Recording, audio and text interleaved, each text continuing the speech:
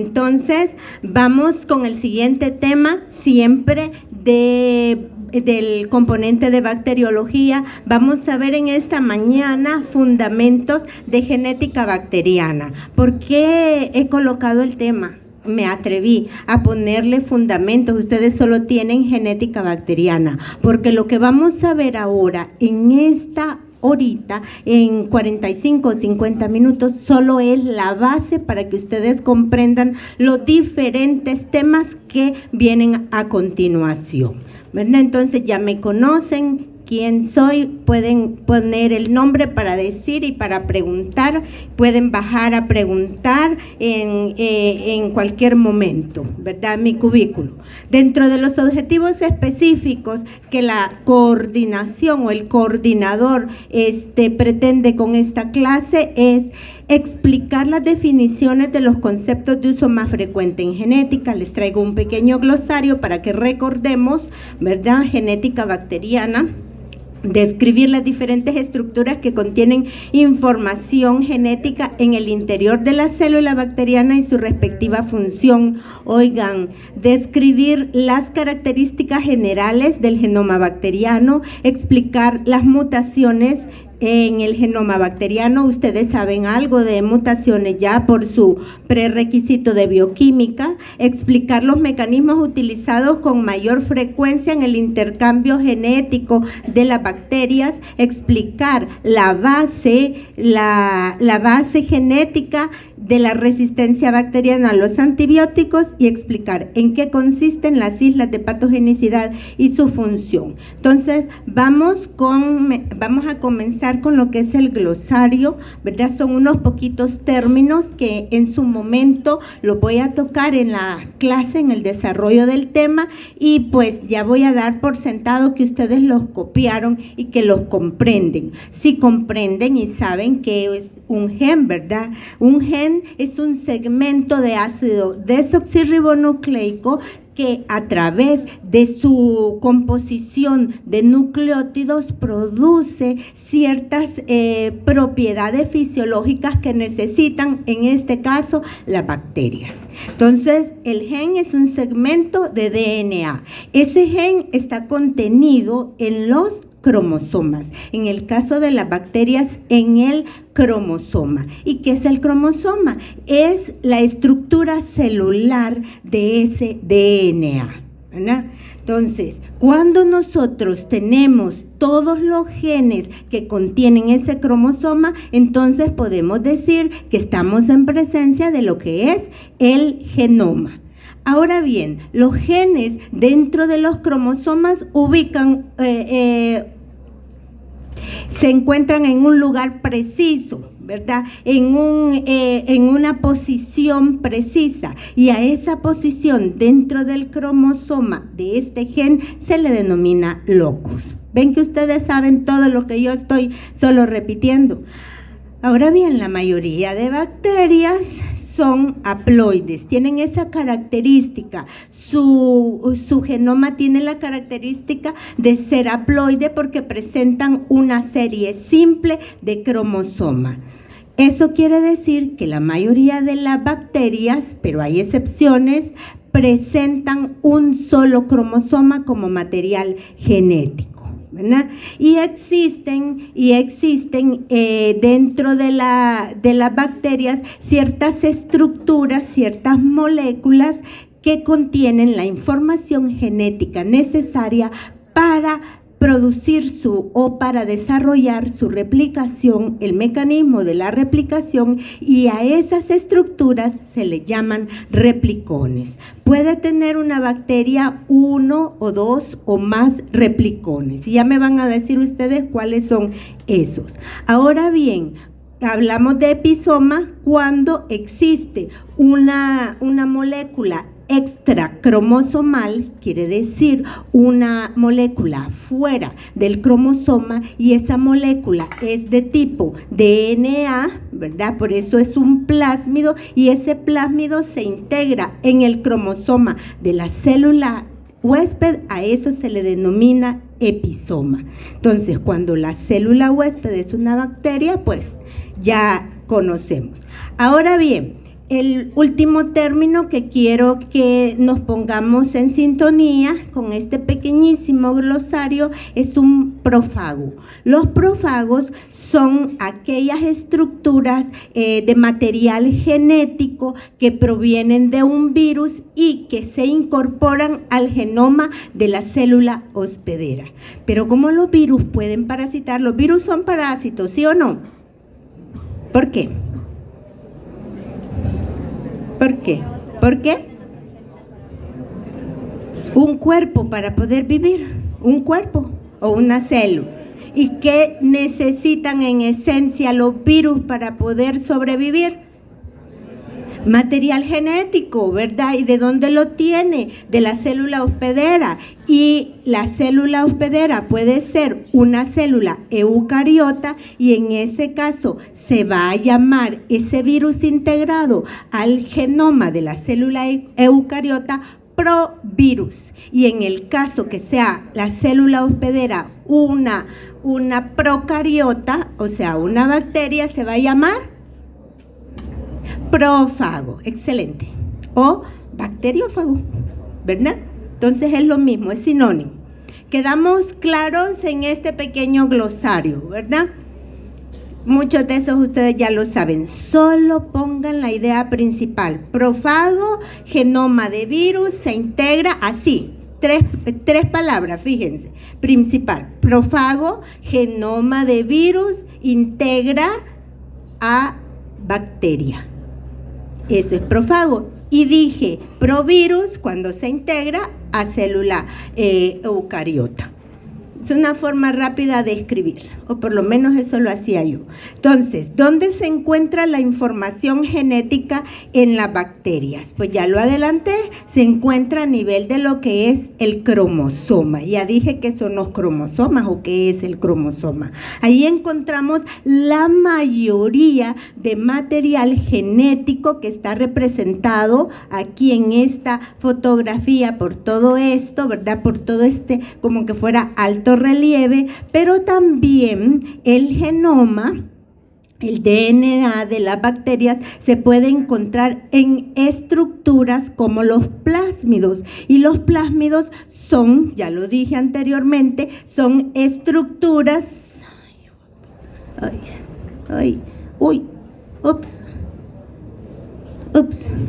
aquí, son estructuras extracromosomales, ¿verdad? Y que generalmente presentan la información genética necesaria para poder replicarse. ¿Qué cantidad de replicones tenemos en esa fotografía? ¿Cuáles son? ¿Cuáles son? El nombre. Si dijo 2.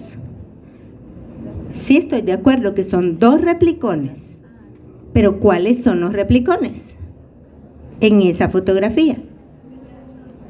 El cromosoma y los plásmidos, y ahí lo tienen.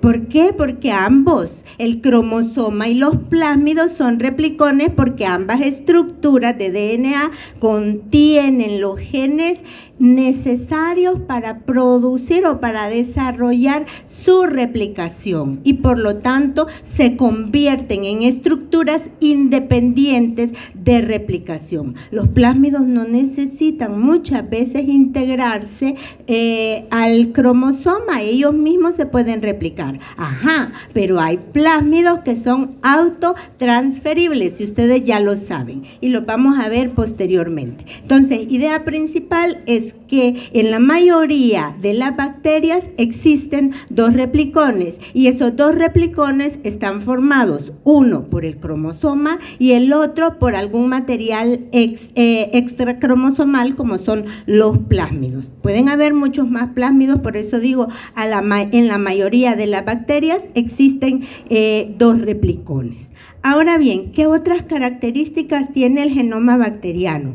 Pues es importante que hablemos como característica de ese genoma el tamaño. Resulta que el tamaño de las bacterias puede tomarse o puede ser útil como una unidad de longitud. ¿Por qué? Porque el tamaño de las bacterias puede ser representado en miles de pares de bases y entonces van a encontrar ustedes la abreviatura PB o en kilopares, kilopares de bases KPB. Entonces estas son las unidades de medida de ese tamaño de los diferentes cromosomas.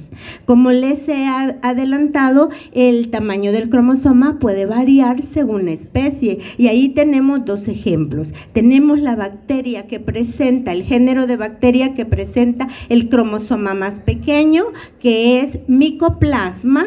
Es una bacteria que tiene características especiales y una de sus características es esa, que presenta un tamaño muy pequeño y además los micoplasmas no presentan pared celular. Entonces se vuelven de tipo esferomorfos, ¿verdad?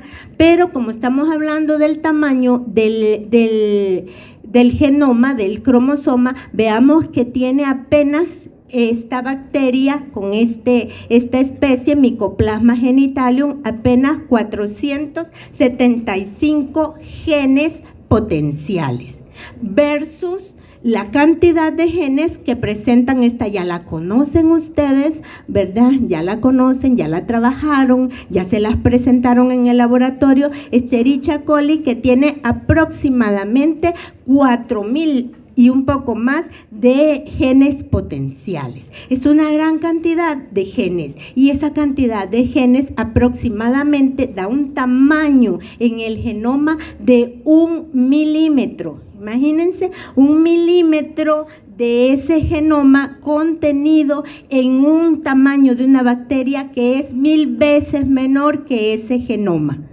O sea, es más pequeño que la bacteria, el tamaño, las dimensiones de la bacteria es más pequeña que todo el genoma que ella contiene. Y entonces, ¿cómo hace para encontrarse a nivel del interior de la bacteria? Pues existe una propiedad que presenta el genoma bacteriano, al igual que el de nosotros, que presenta el superenrollamiento. El superenrollamiento consiste en que la molécula circular de ADN, que la mayoría son circulares, entonces comienza a formar estas superasas enrolladas a través de ciertas proteínas que ayudan a compactarlo. Y una vez compactado, ese cromosoma se ubica en el interior de la bacteria. ¿A dónde está ubicada? ¿Las bacterias tienen núcleo o no?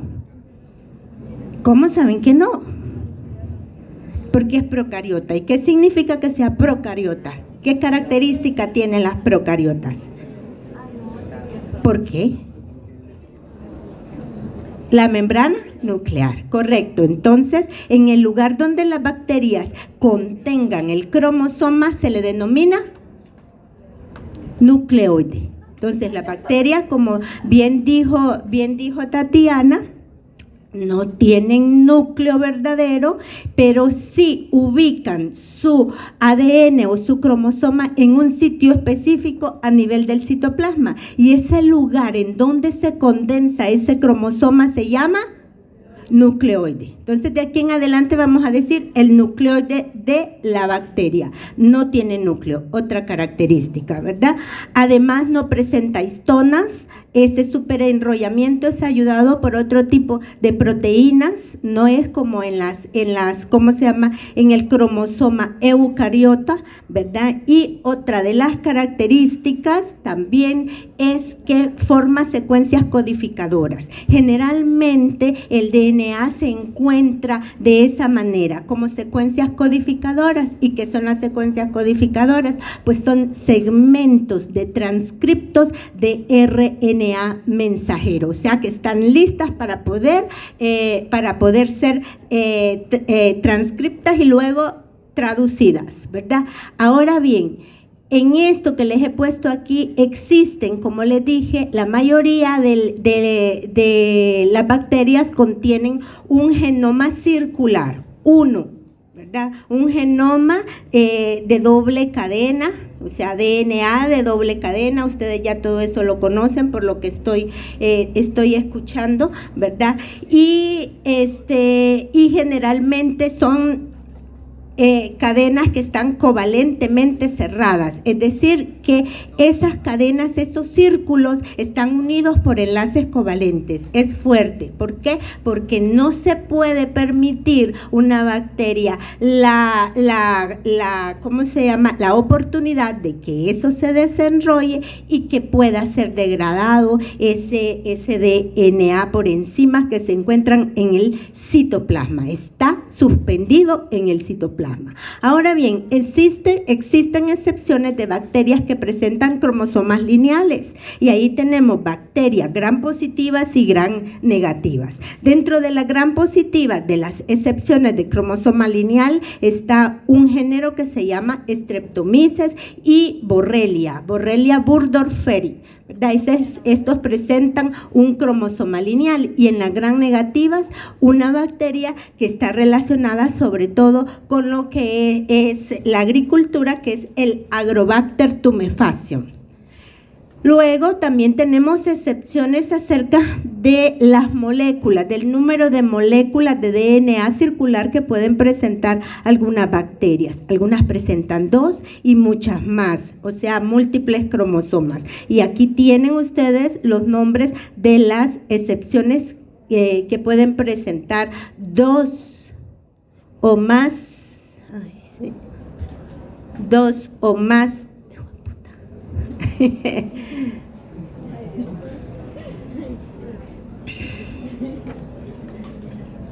Dos o más, ¿cómo se llama? Moléculas de DNA o de cromosomas. Bueno, ni modo, ya iba a pasar.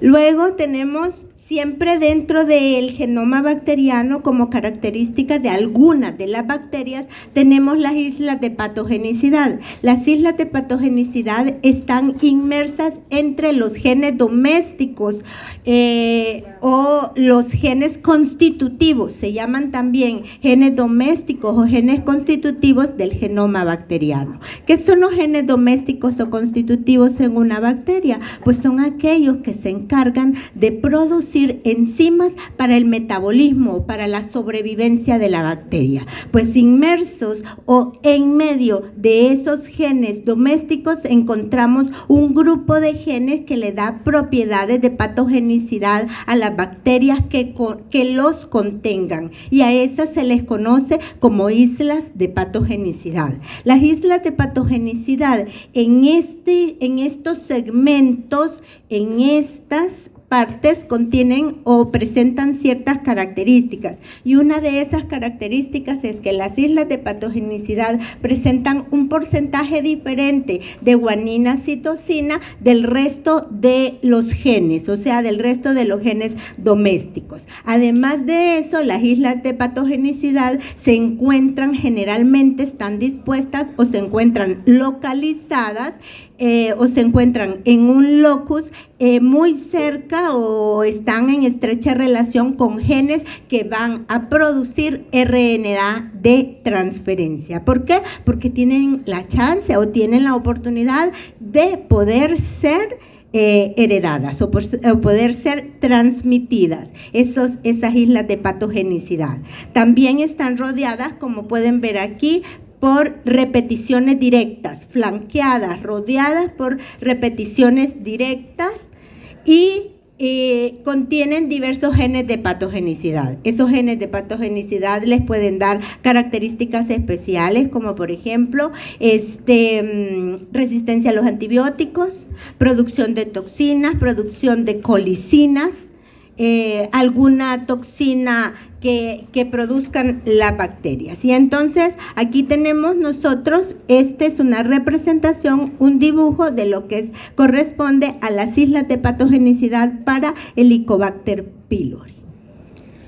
Bueno, veamos ¿qué otras estructuras del plásmido he venido diciendo, verdad? ¿Qué otras estructuras internas contienen DNA? Ya les dije que es el plásmido. Los plásmidos pueden ver ustedes, como se los dije anteriormente, pues son estructuras extracromosomales generalmente circulares, aunque hay también algunas excepciones, ¿verdad? Existen bacterias que tienen plásmidos lineales, ¿verdad? Pero estos son la mayoría circulares y tienen su propia replicación independiente del cromosoma. Ahora, algunos genes de los plásmidos pueden saltar desde esta posición hacia el cromosoma y producirle a la bacteria ciertas características especiales, que era lo que estaba diciendo anteriormente. Y aquí tenemos que el plásmido, siendo un replicón, contiene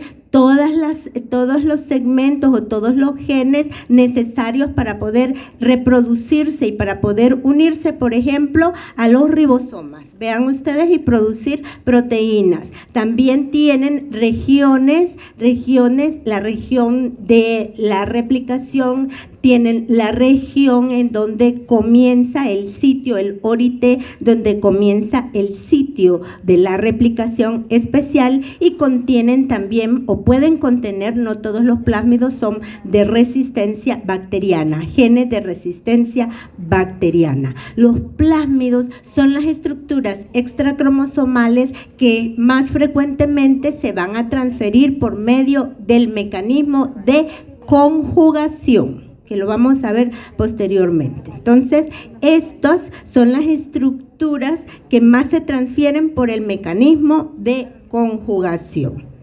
Existen diferentes tipos de plásmido, existen bacterias que tienen ese plásmido F, que se refiere factor de fertilidad, ¿verdad? Y que al ser transferido a otras bacterias, entonces se convierten esas bacterias receptoras en bacterias, y si se incorpora al cromosoma de la bacteria receptora, se comportan como bacterias de alta frecuencia de recombinación, ¿verdad? Y lo vamos a ver en la conjugación. Y si no, me lo van a ir a revisar ustedes en Yahweh. También hay plásmidos de resistencia bacteriana, de colicinas y plásmidos para características de virulencia. Y allí tenemos unos ejemplos. Por ejemplo, la Escherichia coli, si presenta plásmidos específicos para producir enterotoxinas termolábiles y termoestables que pueden causar diarrea. Pero existen otros plásmidos que también pueden estar en el interior de la Escherichia coli y pueden producir hemolicinas. La hemolicina es una citotoxina, es decir, una toxina que destruye células, sobre todo glóbulos rojos, por eso se llama hemolicina. Y estas hemolicinas se relacionan con enfermedades invasoras, por ejemplo, infecciones de vías urinarias. También Escherichia coli y especies de Shigella pueden contener plásmidos que le proporcionan características de adherencia o productos genéticos que participan en la invasión de las mucosas. Y que es bien importante porque lo vamos a ver, ¿verdad?, en una clase aparte, Bacillus anthracis. Generalmente, con la presencia de plásmidos, puede producir cápsula, que es indispensable para la virulencia. ¿Por qué? Porque evita la fagocitosis, y también puede producir, con la presencia de esos plásmidos, factor edema, factor letal, y todos estos son factores de virulencia que caracterizan a Bacillus anthracis cuando él tiene el plásmido adecuado para producir estos factores. Entonces, estos son ejemplos de plásmidos, de la presencia de plásmidos en las diferentes bacterias y las capacidades o propiedades virulentas que produce la presencia de este plásmido. Hablemos entonces también, además de lo que son plásmidos, de otro tipo de elementos genéticos que podemos encontrarlos en las bacterias, en los cromosomas, en el genoma de las bacterias, pero esta vez integrados en ese cromosoma. Y esas estructuras genéticas se llaman elementos genéticos móviles o transposones, que también ustedes ya lo conocen. Los efectos que acarrea la inserción de un transposón en el cromosoma de una bacteria puede ser un efecto, la mutación en ese cromosoma, el rearreglo de ADN, el bloqueo de mecanismos como por ejemplo transcripción, y si se bloquea la transcripción también se bloquea la traducción. Entonces esos son efectos de la presencia, de la integración de este ADN en el cromosoma bacteriano. ¿Por qué? Porque esos elementos, esas moléculas de DNA bicatenario, lo que hacen es que se integran en el cromosoma bacteriano en un lugar o en un locus específico. Y en este mismo cromosoma bacteriano puede saltar hacia otro locus, dejando en la primera posición o dejando en la posición original una copia de esos genes. O sea, está integrado. De aquí puede saltar también los cromosomas los genes de esos transposones pueden saltar hacia el plásmido y proporcionarle ciertas características especiales o específicas a ese plásmido. Y del plásmido pueden regresar hacia el cromosoma. Entonces se llaman genes saltarines por eso, porque tienen la capacidad de movilización en las diferentes estructuras genéticas de las bacterias, ¿verdad? Están formados por enzimas que facilitan, como la transposasa, facilitan el salto, el movimiento de esos genes a diferentes posiciones. La resolvasa, que es la que corta el sitio blanco en donde se va a unir el transposón, y algunos de ellos están formados, además de esos genes que producen esas enzimas, están formadas por genes que dan propiedades de virulencia. Los transposones tienen la característica que están flanqueados por secuencias repetidas, ¿verdad? En los extremos. Entonces están flanqueadas por esas secuencias para poderlos determinar. Ahora bien, vamos a ver nosotros aquí que en un elemento genético, en un ¿cómo se llama? Replicón, el transposón va a unirse al sitio blanco. En el sitio blanco se va a producir un corte de esos genes, de esa secuencia nucleotídica, y en ese corte se va a unir el transposón. Déjenme decirles que la complementariedad de bases de ese transposón con el replicón no es muy alta, es bastante baja. Entonces, generalmente los transposones se unen aleatoriamente a estos sitios. Pero eso sí, generalmente al unirse aleatoriamente buscan los sitios en donde, o los genes, los locus que están relacionados con la producción de RNA de transferencia, para que les sea más fácil poderse ubicar en los diferentes locus. Luego se llenan los espacios con las repeticiones directas. Entonces, esa forma, este corrido de las bases y esa delección de las bases es lo que genera mutaciones. Entonces, las bacterias pueden producirse en ellas mutaciones naturales por esos mecanismos, por delecciones, ¿verdad? O por la posición o la posición de los nucleótidos en otros lugares. Entonces es también un mecanismo de mutación. Si tienen sueño, sálganse por favor, porque quiere decir que le aburre el tema, y el tema lo pueden revisar. Y si tienen también hambre y si tienen ganas de hablar, sálganse, vayan a aprovechar su tiempo, fisiológicamente su cuerpo se los pide, ¿verdad? Entonces vayan a leer el tema, ahí está en Yahweh. Si no comprenden, ya allí no es mi culpa. Entonces, existen dos tipos de transposones. Los transposones simples, que solo están formados por lo que es los genes que van a producir el salto de un lugar a otro, y por las secuencias repetidas que están flanqueando a esos genes. Esos son los transposones simples. Generalmente son de muy pequeño tamaño, de 1 a 2 pares de bases, pequeñísimos, ¿verdad? Estos transposones simples. Y tenemos los transposones compuestos. Los transposones compuestos, además de tener estas estructuras, contienen genes que producen ciertos o que dan características específicas fisiológicas, como por ejemplo resistencia a los antibióticos, ¿verdad? Y además de contar con lo que tienen las unidades que tienen los transposones simples, también cuentan con esto, siempre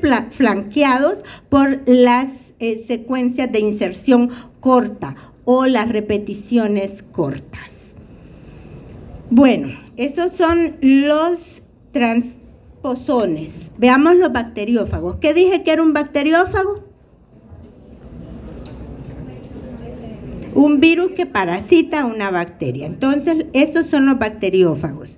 Y ya que parasitan a las bacterias, pues esos virus adquieren el material genético de la bacteria que parasitan. Y el material genético de la bacteria que parasitan generalmente está cubierto con una capa, una cápside proteica que va a cubrir a ese material genético. ¿De qué? De enzimas que lo degraden, ¿verdad? Entonces, aparte de eso, la mayoría de bacteriófagos contiene una cola como esta, que es una estructura tipo inyección, como está allí en el dibujo, no es solo por traerlo. Entonces, lo que hace esa cola, que es una tipo inyección, es, valga la redundancia, inyectar el material genético que presenta a nivel de lo que es la cápside proteica, o sea, la cabeza, hacia la célula huésped.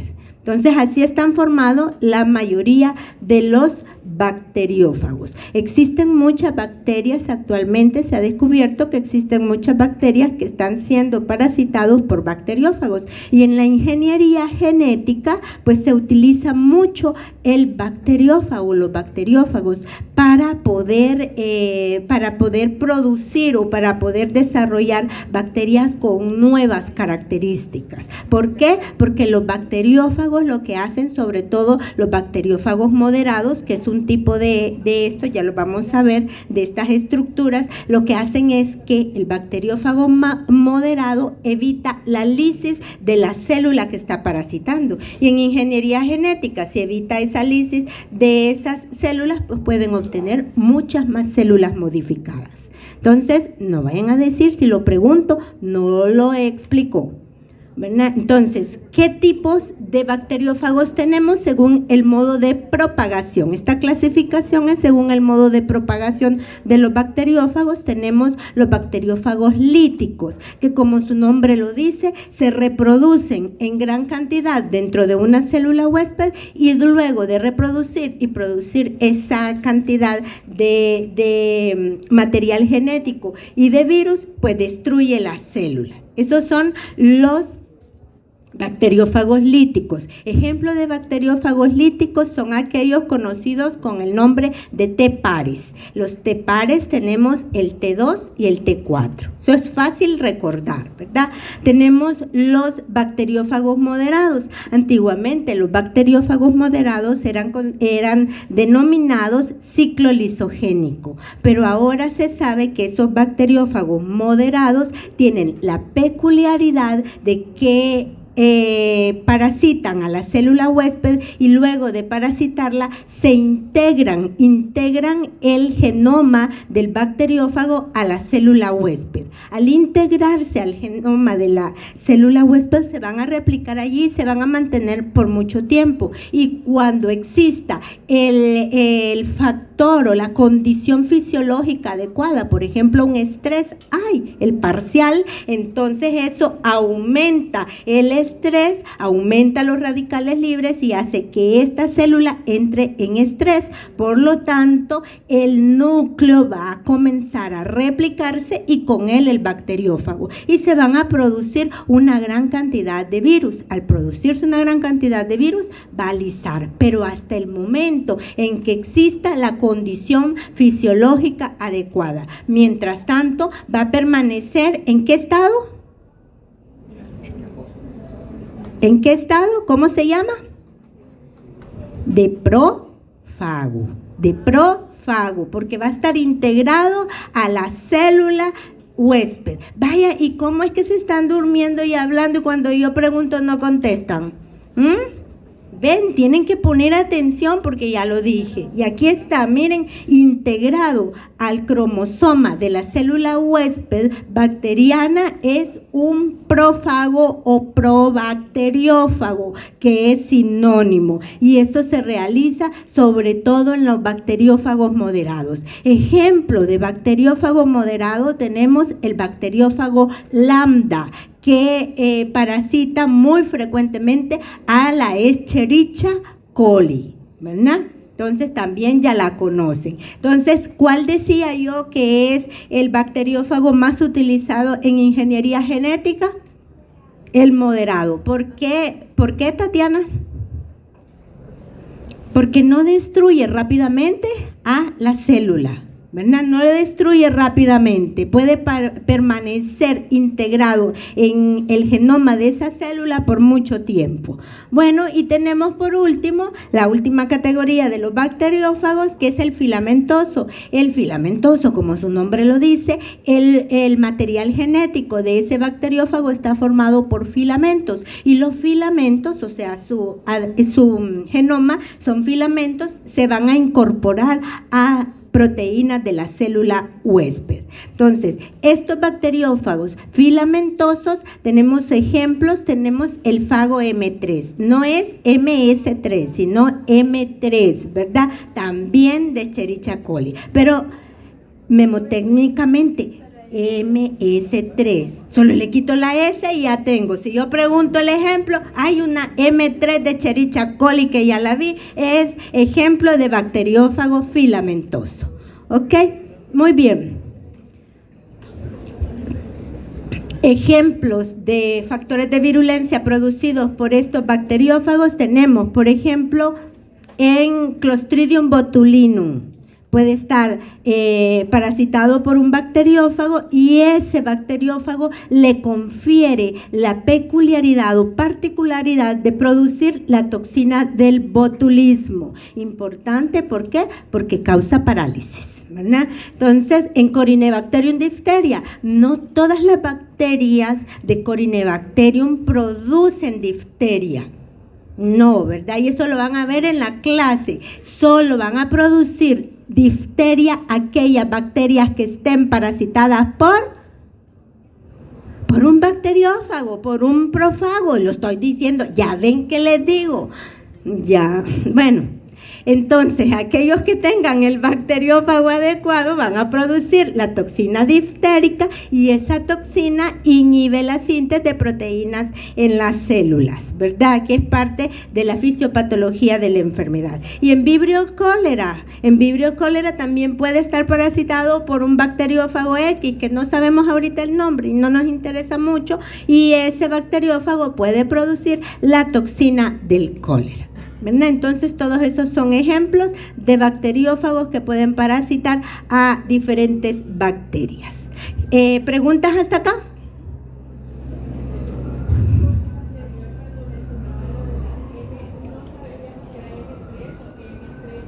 M13. Por eso les dije MS3, les dije, o 13. Es 13, vean. Yo no pertenezco a esa clica, entonces no me la puedo. 13. Hice la referencia de la mnemotécnica. Ok, va. Ok, no vayan a decir que no pertenezco a esa clica. Por favor, va. Entonces, ¿otra pregunta? Muy bien. Sí, porque los puedo preguntar. Me gustan los ejemplos y me gusta poner también dibujos. Entonces, por eso dibujen. Vamos a ver ahora lo que es la variación genotípica en las bacterias. Regáleme.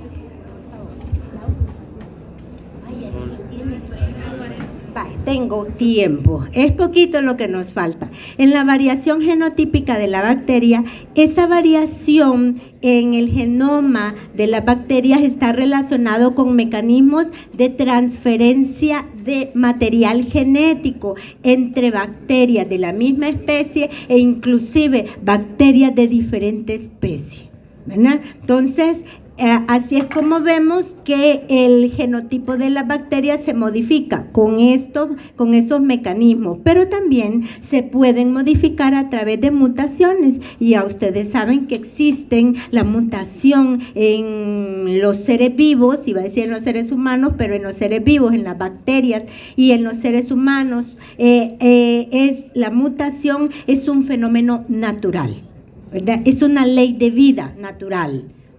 Entonces la vamos a ver posteriormente. Ahorita vamos a ver lo que son los mecanismos de transferencia genética. 3 mecanismos de transferencia genética son los conocidos y bien establecidos, no más. Por lo menos los que sabemos que se dan in vivo. Y ahí tenemos nosotros la conjugación, que es conocido también este mecanismo de transferencia como apareo. Ya vamos a ver por qué, apareo de la bacteria, ¿verdad? La transducción, que es el fenómeno conocido como infección por virus, y la transformación, conocido también el mecanismo como ingesta de DNA soluble. Entonces los pueden encontrar de esa manera. ¿En qué consisten cada uno de estos mecanismos? Pues tenemos allí a mi izquierda, el primer mecanismo, el mecanismo de la transformación. En el mecanismo de la transformación necesitamos una célula donadora, pero en este caso una célula donadora, una bacteria que se destruye naturalmente, y al producirse la destrucción de esta bacteria se libera el material genético de ella, queda libre, y existen algunas bacterias que naturalmente tienen la capacidad de poder ser transformadas al captar estas moléculas de DNA. No todas las bacterias tienen la capacidad de captar DNA soluble. Las bacterias que tienen esa capacidad se llaman bacterias competentes. Entonces existen 2 mecanismos de transformación. La transformación competente, la natural, ¿verdad? Y la transformación inducida en el laboratorio, y que está relacionada sobre todo con la resistencia bacteriana, para explicar mecanismos de resistencia bacteriana, ¿verdad? Entonces, eso es en cuanto a la transformación. La transformación es uno de los mecanismos, es que si no se me olvida la idea y ya le explico.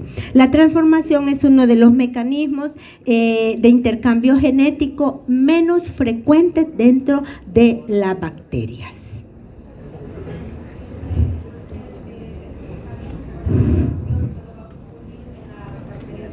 Correcto, y no todos los géneros son bacterias competentes. Fíjense que una bacteria competente ya la conocen ustedes, es un gran positivo que están ahorita manipulando en el laboratorio. ¿Cuál sería?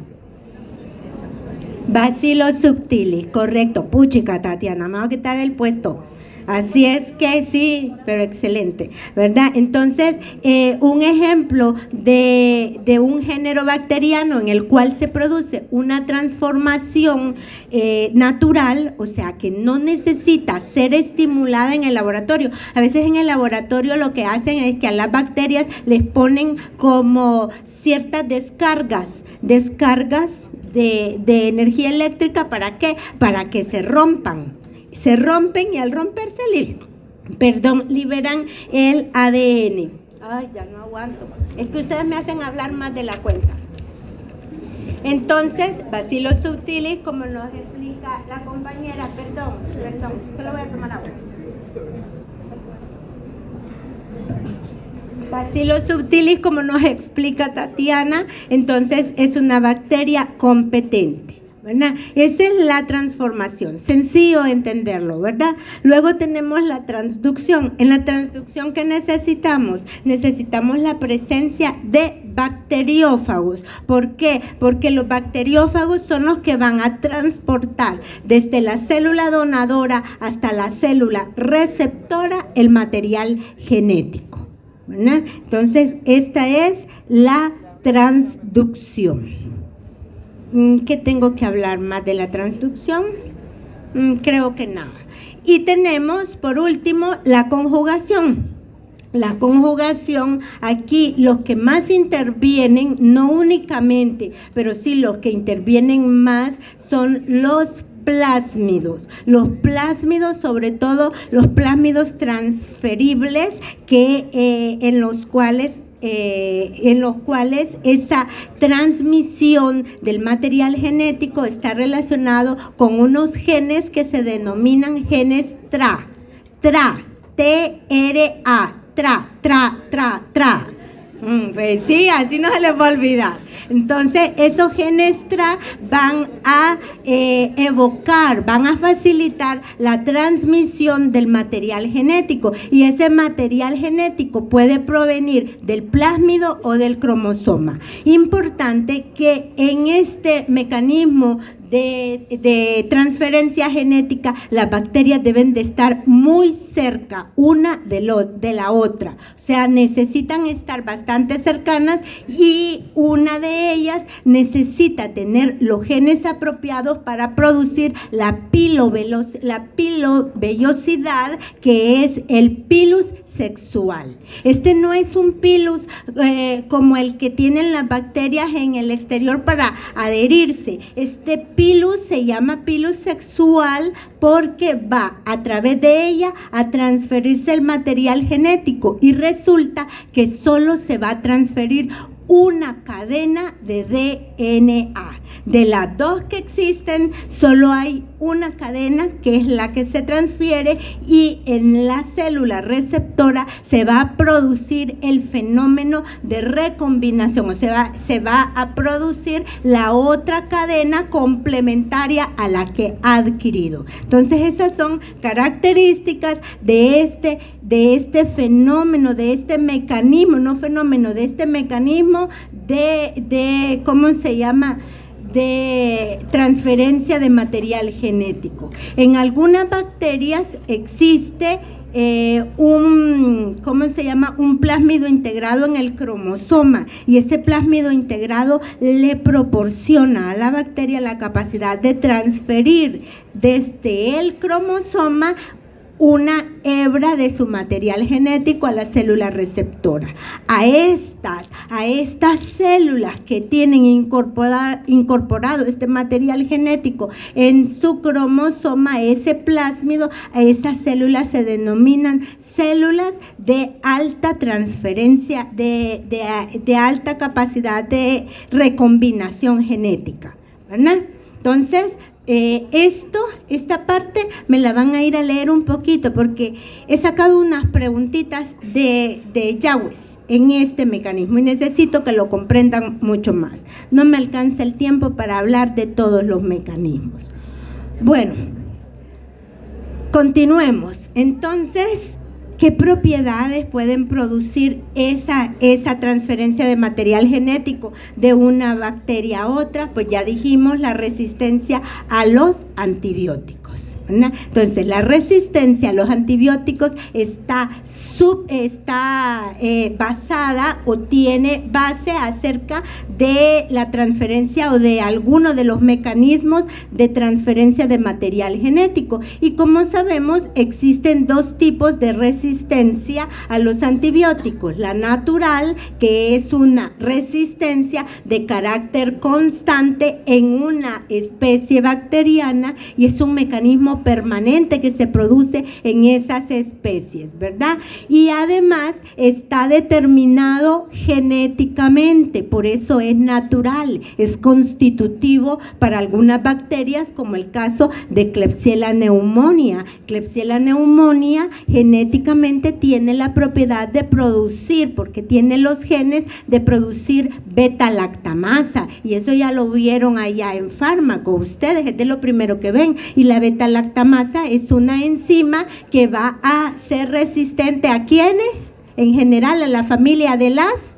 penicilinas, específicamente ampicilina y amoxicilina. Entonces eso es un ejemplo de una resistencia natural, ¿verdad? ¿Dada por qué? Probablemente por un mecanismo de conjugación, un mecanismo de transferencia por conjugación. Y tenemos la resistencia a los antibióticos adquirida, en donde es una característica propia de una bacteria, ¿verdad? Una bacteria que es naturalmente resistente, pero que está siendo modificada. Esa bacteria naturalmente resistente está siendo modificada por fenómenos como fenómenos de mutación o adquisición de, o sea, a través de genes, la adquisición de por mecanismos de genes bacterianos, ¿verdad?, de resistencia por plásmidos, transposones o integrones, que es lo que he venido explicando hasta este momento.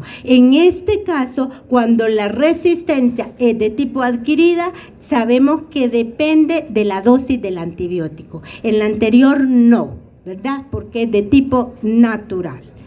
Bueno, en ese caso tenemos un ejemplo cuando hay, por ejemplo, mutaciones en alguna bacteria en específico. Hay mutaciones generadas a nivel de las porinas, ¿verdad?, que son las que permiten en la pared de la bacteria que puede integrarse o penetrar el antibiótico. Y eso nos lleva a la siguiente diapositiva, en donde pueden ver ustedes que a través de mutaciones pues existen diferentes mecanismos de resistencia en las bacterias. Por ejemplo, la mutación del receptor del antibiótico en la pared de la bacteria, o la modificación también del antibiótico por una enzima, o la impermeabilidad de la pared de la bacteria, también es otro mecanismo de resistencia que la adquieren las bacterias por mutaciones o por genes que han sido transferidos, y la expulsión del antibiótico por bombas. Eso es farmacología. Sí, ¿verdad?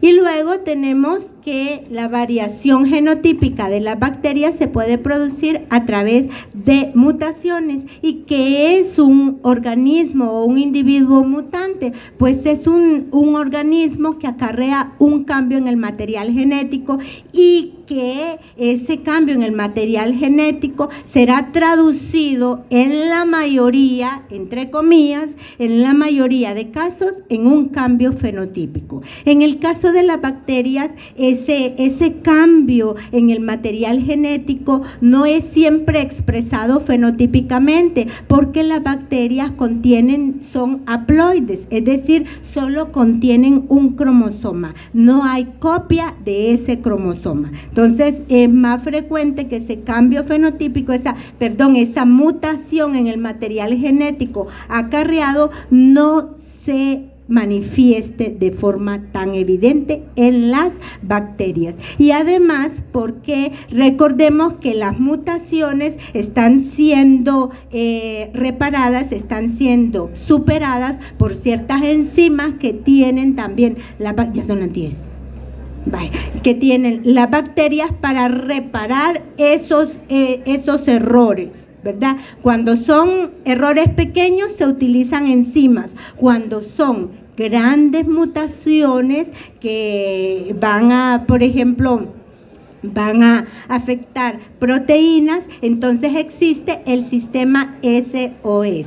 Eso lo conocen ustedes. Entonces, en las bacterias es un fenómeno, les decía yo, en el caso de las mutaciones espontáneas, es un fenómeno que se verifica en entorno natural. Y la tasa o la pues que lo vayan a revisar ellos. ¿Y qué hago? Ay, no, espérense, no me griten porque no entiendo y estoy viendo al coordinador que es el que va a dictar.